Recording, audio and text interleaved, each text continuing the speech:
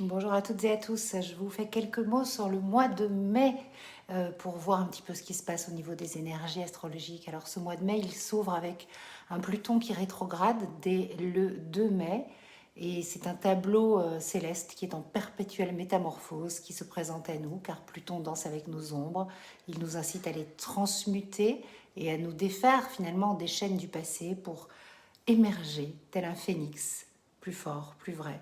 Et dans ce bal cosmique, Pluton va tout de suite se mettre au carré de Vénus, qui est fraîchement installée dans sa demeure céleste, le taureau, qui éveille en nous donc des passions enfuies, des désirs ardents.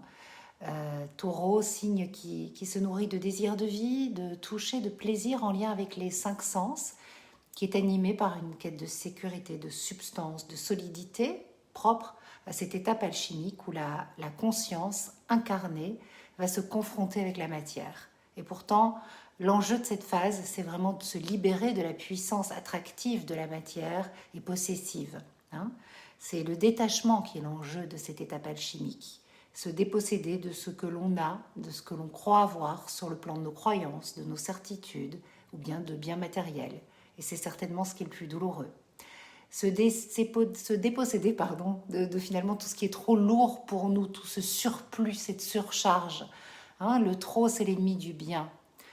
Donc Pluton, Jupiter et Uranus, qui sont dans des énergies cosmiques intenses en ce moment, nous poussent à évoluer là où notre moi, qui est cristallisé dans des formes faussement rassurantes, faussement sécurisantes, ne bouge pas. Et l'œuvre alchimique de l'étape taureau, lorsqu'elle est confrontée à Pluton, c'est de transcender le matériel en énergie spirituelle.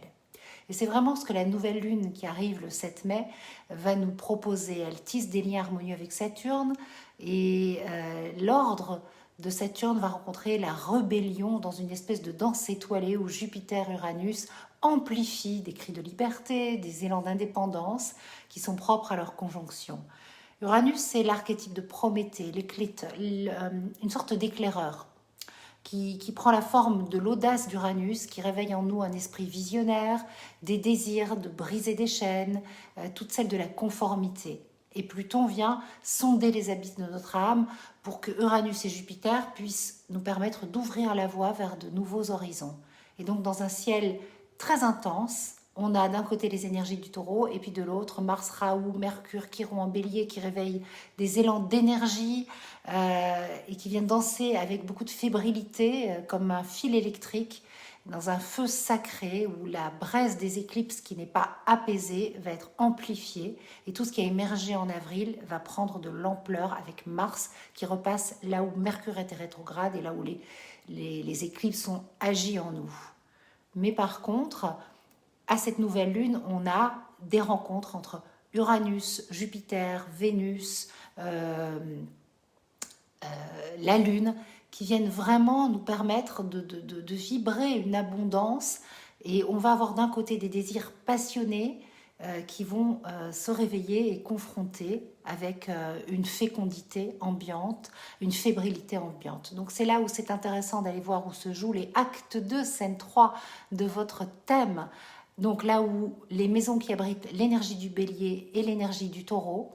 Et c'est là où si vous prenez le taureau et le bélier en vous par les cornes, vous allez pouvoir vivre des grandes évolutions. C'est un bref résumé aperçu, surtout du début de mois de mai. J'y reviendrai plus longtemps dans une vidéo qui sera certainement plus approfondie. En attendant, je vous souhaite de prendre le bélier et le taureau en vous par les cornes et surtout un joli mois de mai.